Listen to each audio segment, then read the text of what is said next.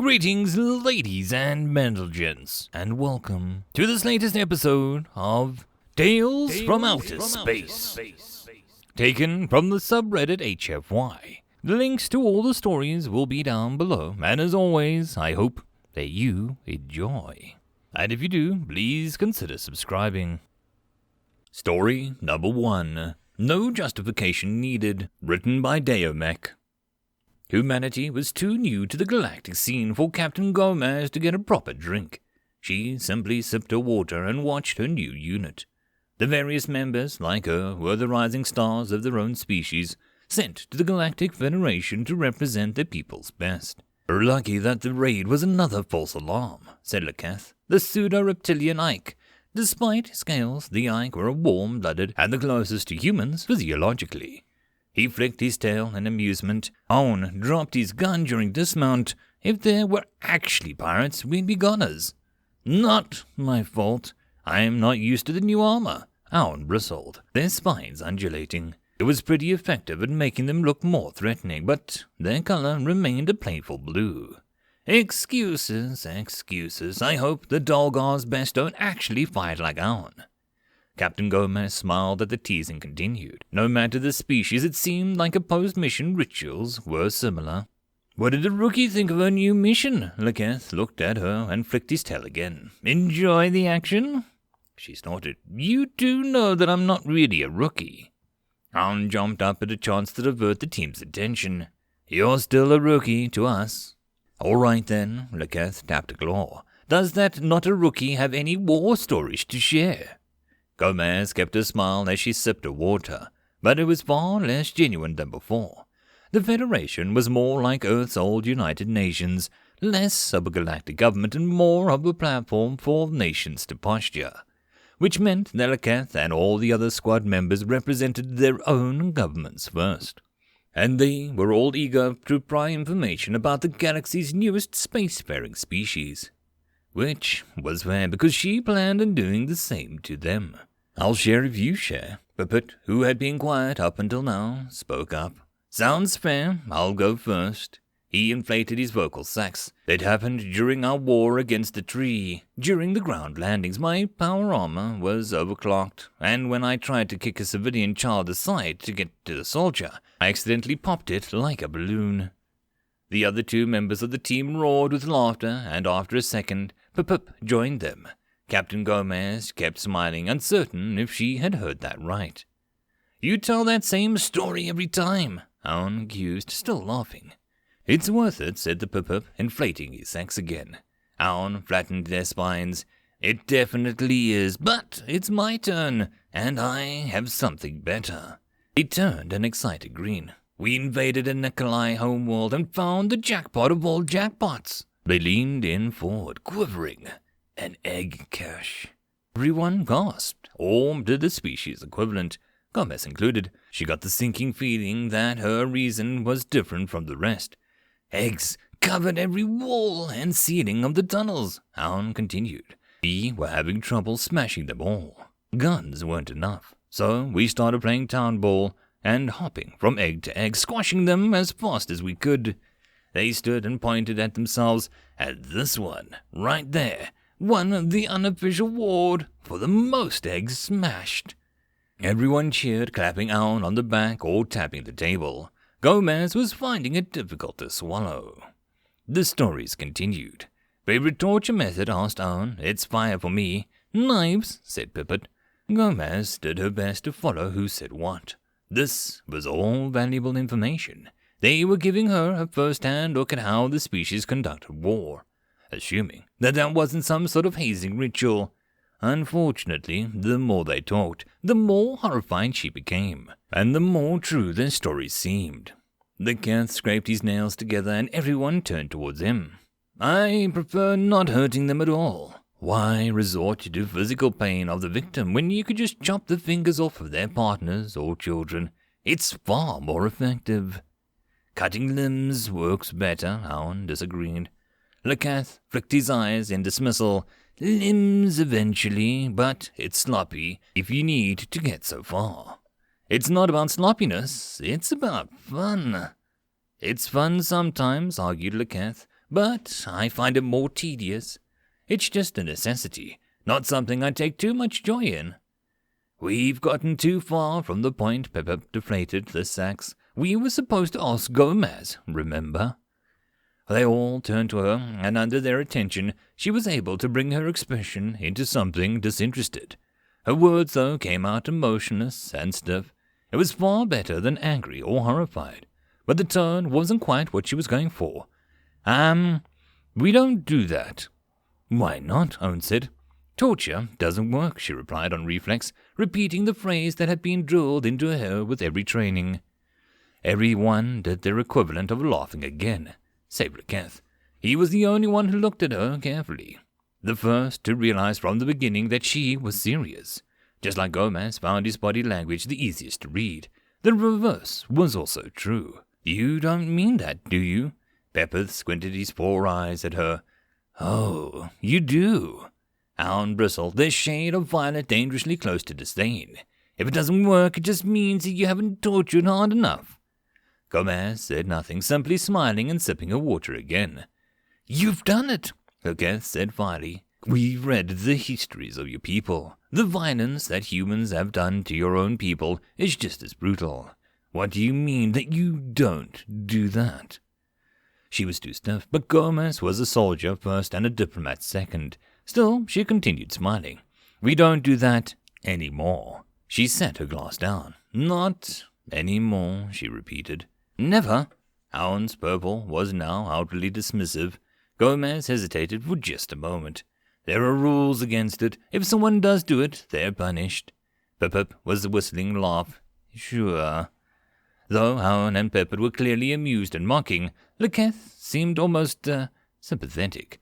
Or maybe she was just putting too much of the human body language on him. It was easy to do with the fellow bipedal. We'll see if that holds after your first war, he said, leaning back. It's cute that you humans have held on to these silly trappings. All it'll take is for one act of violence, one act of your people called cruelty, and your little dirt house will come crumbling down. You're no different from any other predator species. As much as you pretend to be herbivores, you'll show your teeth. We'll see, she repeated, but she didn't sound as sure. Gomez paced in her room. She'd known about their cruelty, about how Leketh had learned her species' history. So had she for theirs. It was one thing to read about it, and another thing to sit across the people who talked about killing children in one breath and teased her in the next. Her steady head was the reason that she'd been chosen as a representative. She didn't feel very steady right now. Gomez flexed her hands, resorting to a technique that her mother had taught her decades ago, a technique that she hadn't used in nearly as long. Gomez counted every finger, every segment, every nail, every knuckle. When she ran out of things to count at the back, she flipped it over onto her palms and started again. Gomez ran through the exercise twice, and then she tapped the console. Her commanding officer appeared in a hologram. Report, said General Ahadja. Normally, Gomez wouldn't be skipping the chain of command, but the general had requested it personally. It's what we feared, Gomez began unprofessionally, and then took comfort in the formality. Back straight, arms behind her back, she described the entire conversation in clinical terms as she could manage. The general's expression revealed nothing. I see. She swallowed. We will likely see live combat in the next couple weeks. General Ahadja was silent. I may witness their behavior firsthand, ma'am. You will witness it, she said sharply, and nothing else. You will not start a war, Captain Gomez. I understand, ma'am, said Gomez, her heart pounding, but she stayed stiff, chin up. The general softened marginally. This is a difficult assignment, but you were chosen for a reason. I know that you will accomplish your task and represent humanity well. A pause, and for a moment it seemed like she had something to say. The moment passed. You are dismissed. Even after the hologram flickered off, Gomez stared at the wall for long enough that the cracks were imprinted in her memory when she closed her eyes to sleep. Gomez was right in her predictions. They were deployed as a peacekeeping force to a planet that bigger civilizations used to stage for proxy wars. Everyone but the native inhabitants found this to be acceptable, and it was to pacify those very native inhabitants that the crack team was sent in. Her power armor hummed around her, familiar in its embrace. The model that she had was advanced enough to be impressive, but old enough that there was no worth on the other species trying to glean its secrets. That is, old enough in all the aspects except one. Captain Gomez, all systems go, murmured the AI. Archie was called, and for some reason that no one remembered anymore. This Archie was the newest one, capable of defending itself from all threats, both physical and cyber. She sent a mental affirmative, her heart pounding like it was her first live mission. Archie displayed the statistic in the corner of her HUD and sent a gentle query. Gomez ignored it. "We're about to hit the ground, team," Leketh said through the channels. His own power armor was made of interlocking plates and painted in red. "Get ready." The landing was flawless. The pacification of the armed rebels was just as easy. The natives had nothing more than kinetic guns 5 generations old. The Federation had sent 4 of them because they only needed 4 for such a backwater. Gomez could not stomach this. She pitied the poor bastards, but they were shooting at her, even if the guns had no chance of damaging her. Archie confirmed it with a pop-up of armor integrity of 99.98%. "The rebels are done," cheered Pip-Pip. "Time for the civilians." "Yes," Leketh gestured with an armored tail. "Make an example." "With pleasure." Holmes' armor displayed the colors they felt, an intense, overjoyed magenta. Gomez's pulse rifle shut up. Her breath came in short spurts. Adrenaline coursed through her, a flood that actual battle hadn't brought out. The natives, the Kiri, were pseudo-mammalian and tripedal. Their eyes were large and doe-like, and their fur is soft, in pastel colors. The tallest members of their species barely reached her shoulder. Their children didn't even reach her knee. If they had an entirely unrecognizable body plan, if they'd been insectoid or amphibian or simply ugly, it was possible that Gomez would have remembered General Ahuja's words and listened. Gomez would have liked to think otherwise, but she couldn't discount it. It was possible that she could have seen Pip-Pip shoot a child and not have acted. She moved before the body hit the ground, before the conscious thought. She moved and then she froze. The exoskeleton kept her in rictus, gun half down, held in a position that wasn't quite a threat. Section 23.D prevents violence against Allied troops, Archie said to her without sympathy. Crimes against sentience overrides all sections, she snarled back. High Command's disabled the override CAS. No, she said, no. Archie didn't respond. Gomez, are you going to participate? Leketh asked over the main channel. She was given the ability to move again, though her gun remained disabled. The corner of her screen flashed with a warning, and Gomez knew that if she tried again, she would get the same result. No, she said, this time to everyone. He shrugged, a gesture with the same meaning, and turned back to the city. Gomez watched. They camped around a glowing orange cube, the technological solution for a campfire. Gomez couldn't stare into the ever-changing flames. Instead, she looked at her hands. She timed the dull throb of the artificial heat on the orange flash to her fingers. Gomez hadn't spoken to her team, even as they laughed and joked about the events. Yet, of all the atrocities she'd seen, it was only the first one that replayed in her memory. The gun, the child, the fall.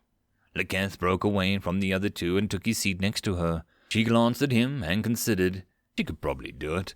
Stab on the tail, full weight jab against the fragile throat bones, and when he fell back, a kick to the head.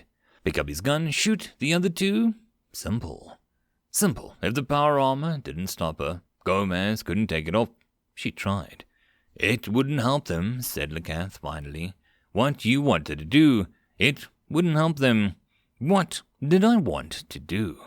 She impressed herself. There wasn't a hint of malice in her question. You thought to spare the civilians from war. You would only prolong this suffering. It's bad form to leave an enemy bitter and with a small injury. With a quick destruction, we prevent future conflicts. You must understand, Gomez. I don't enjoy it. None of my people do, but it is better this way. The gun, the child of all. He continued. Your feelings are admirable, even if Pip and Owen don't understand. Their people never tried for passive, artificial peace. His second eyelids blinked. Mine did. When we reached the stars, we were peaceful, more or less. We tried to have rules of war. His tail snapped against the ground. Yes, I know the sentiment is moronic now, but we did try. Her hands armored, clean, orange with light. The Loch attacked our home star. You never heard of the Loch because we killed them all, but that came later. Laketh waited for her to comment. She said nothing. They attacked the outer moon. We retaliated proportionally. A moon for a moon. We offered them terms. We asked to negotiate, and the Loch pretended to listen. Then they glossed our cradle, and then they all died for it. She could pretend otherwise, but she was complicit in these crimes.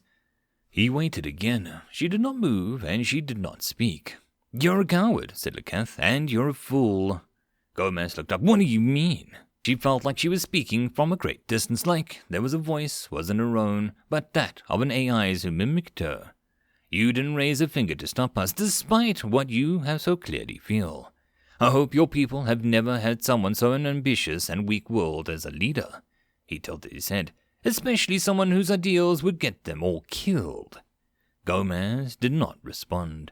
Laketh scraped his claws together, a cracking noise, and caused Pip and Owen to stop their conversation.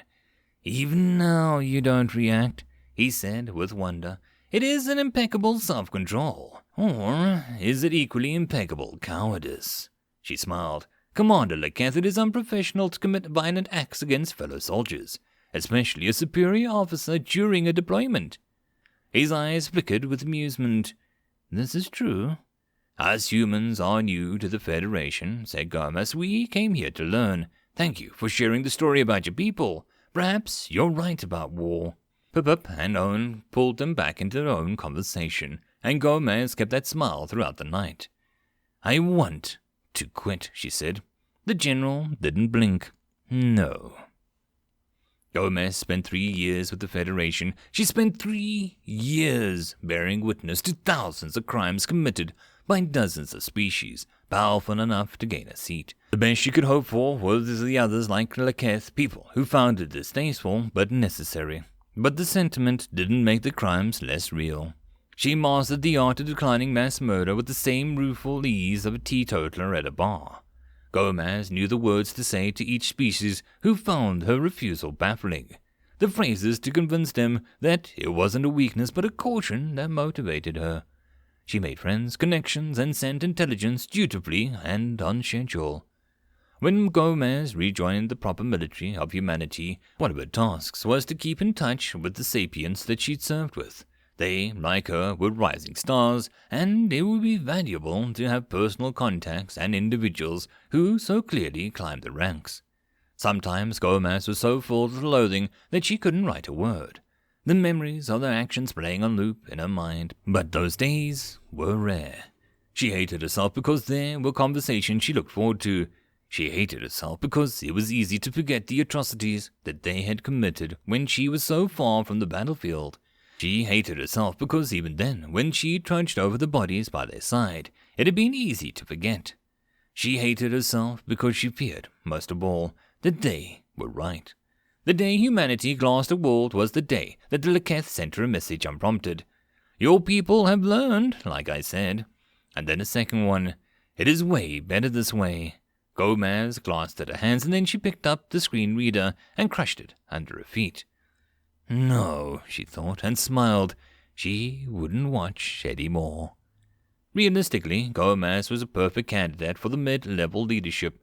She followed orders, did her job well, commanded respect from the troops under her, and had no sense of arrogance or creativity. Gomez was good enough, not noticeable in any extreme. So it was with everyone's surprise but hers when she began climbing past the ranks suited for her. If anyone dared broach the subject with her, Gomez would give a modest smile and mention hard work and perseverance. She had spent 3 years in the Federation. The workplace politics and the human military were almost laughable in comparison. It took decades, but in the end she was given her admiralty, and Gomez accepted it with the same modest smile. Now her work could actually begin. The casus belli didn't actually matter. Someone attacked, someone died, and they were at war. The Ike were ready, but so were they. As Gomez addressed the troops, her mind was clear, save for one miscellaneous bit of irony. In another fleet, above another planet, Leketh was doing the same with his own soldiers. What will they do if they win? She said softly. They will kill our children, torture our families, tear us from limb to limb, and with a smile. They will use chemical weapons, antimatter bombs, and cruelty that we can't even imagine. She could see their discontent, their anger, and their fear. This wasn't humanity's first war in the stars, and it wouldn't be their last. It wasn't even her first war as an admiral, and despite 3 decades that she'd served at the top, Gomez likely had another decade left commanding the sum of humanity's forces. These facts weren't new, and it had been confirmed over and over again, by her and by millions of others. Admiral Gomez continued, "But what will we give them when we win?" "Justice!" roared the troops as one. "Will we kill their children?" "No!" He shouted with them. "Will we poison their water, radiate their lands?" "No! No, we won't. We will destroy their industry, decimate their army, but we won't touch a hair on the civilians." "Why?" Gomez smiled. "Because we're humans, and we're fricking better than that." The war was short. For all of Leketh had said and done, he had spoken one truth. Protracted conflict benefited no one. Gomez would give his people that. Humanity invaded the Ike's homeworld, long recovered since the glassing at the hands of the dead species. A world still full of life despite the war. Eventually, Admiral Gomez landed on the same planet, and General Leader Leketh was brought before her in the white handcuffs. Even then, what the restraints were only because she tried to kill the guards after being captured. They were both old now, Gomez realized. It was one thing to know, and it was another thing to understand. Leketh's scales were dull, and his tail aged spirals creeping up from the edge. She knew the differences that he would see. Her hair was all grey, and the crow lines crowded her eyes. The hands that she had so often stared at were covered in a map of wrinkles. "So," she said. "So." His eyes flickered. "I am brought before the esteemed Admiral. What a pleasure this is." Gomez watched him, and she wondered if he still considered her a fool. There was a tinge of vindictive pleasure with him standing before her in defeat, but it died milliseconds after its birth. "Do you remember what you told me?" He smacked his tail against the floor, and the guards flinched. "Prove me right." "No," she said. Leketh had, without knowing it, shaped her life more than almost any other sapient. Through spite, mostly, but the honor was still his. "Do you know what mercy is?" Leketh tilted his head. His posture was all contempt, and he didn't dignify her with a response. "It's a word for compassion," she explained. "Staying your hand instead of giving the final blow, showing a kindness to someone suffering, or to an enemy." "Nah." He rubbed his claws, an echo of a gesture he made all those decades ago in the front of the artificial campfire. "We too have a word for that. Cowardice." "Mercy," Gomez continued, "cannot be given from a position of weakness, only from strength. Mercy comes from knowing that we could destroy you and choosing not to." Leketh stopped. "No," he said. "That's foolishness. You should kill every child, cripple every warrior, and gas our planet. Anything less is courting disaster." He said this straight to her face of a soldier who just held his planet hostage, even while knowing that he might doom his species.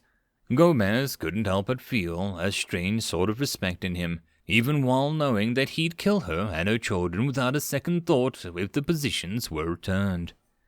"You weren't exactly wrong, you know." The Admiral spoke softer, meeting the eyes of someone who had never quite been her friend. He committed atrocity after atrocity, and she'd served beside him in dozens of those battlefields. Humanity isn't better than that. Every single day is a struggle against our nature. Sometimes we lose. "My people lost," he snarled. "End this mockery." "I thought about the words constantly," said Gomez conversationally.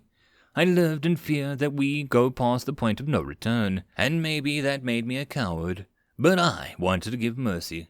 But for that, we needed strength. That's what I built. That's what we built. Humanity crushed your fleet in less than a month, all without killing a civilian. And we're going to leave your planet untouched. Hell, we'll even send you some aid if you need it. The Geth didn't speak. He was still, with anger, with fear, or perhaps with some other emotion. She didn't know.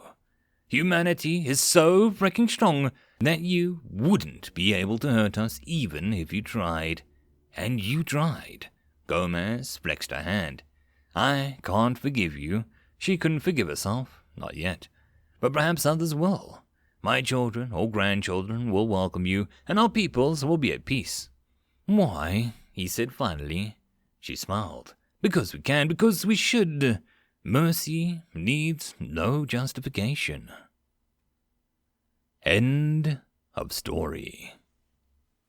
I hope that you enjoyed, and if you did, please consider subscribing. If you wish to support the author, there is a link to the original story, so pop over there and give him your support. If you wish to support this channel, however, there are a few ways to do so. The best and easiest would be to share this video with other people, as well as liking, subscribing, and leaving a comment. All of these things tell the algorithm that this channel is at least vaguely interesting, and that may share it with other people. If you wish to support the channel in some other manner, watching my other videos would also help tremendously. Or, if you really like, there is a link down below to leave a tip, or to join the Patreon. Any and all support is very much appreciated.